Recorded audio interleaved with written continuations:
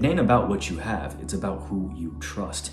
Now, if you're in a bad situation right now, if things aren't looking good, everything's looking down, everything, you're down bad, I believe God is calling you to look up, right? And I believe your breakthrough is right there. It's right around the corner, right? Everything's already in motion and it's already done, right? God's already got your whole future in the palm of his hand, right? And I believe God is wanting you to look up, just knowing that everything's about to come together, right?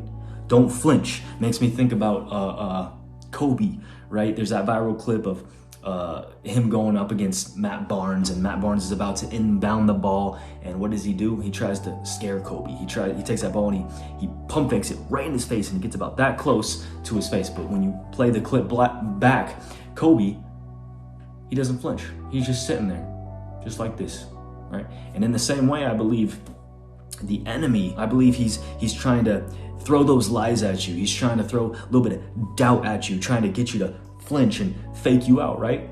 But as a man of God, you have to stand firm, and you gotta be like Kobe and just kind of stand there and rest in knowing that God's got everything under control. You don't need to flinch. You don't need to freak out, right? You can remain focused on the mission ahead and where God is trying to take you. See, fear is the enemy of faith, and you have to realize that your security is not in what you possess. It's not in the world. It's in the creator of the world. And it's like Gideon, when he thought he needed thousands of men to win this battle, but God said, nah. All I need's 300 of you, right? And God was saying, essentially, hey, I don't need your numbers. I just need your obedience.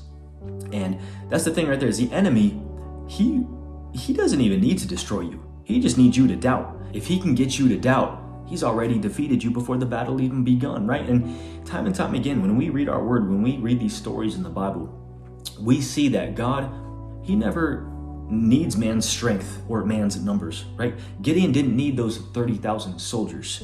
David didn't need Saul's armor, right? All these men needed was God, and they needed to stay obedient to him. Likewise with you, bro, like in the same way, you don't need anything but to be obedient to God. You don't need anything but his anointing, his blessings, and his provision over your life, right? Because at the end of the day, hey, God, he goes before you, right?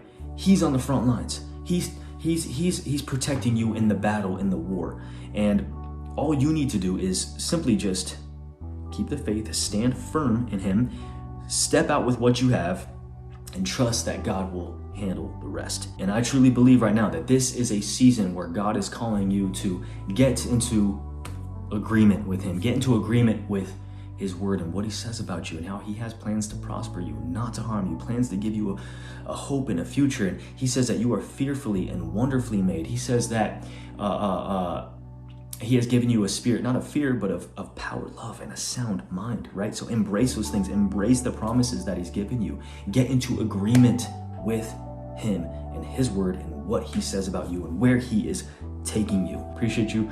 Catch you on the next one. Peace always. Peace.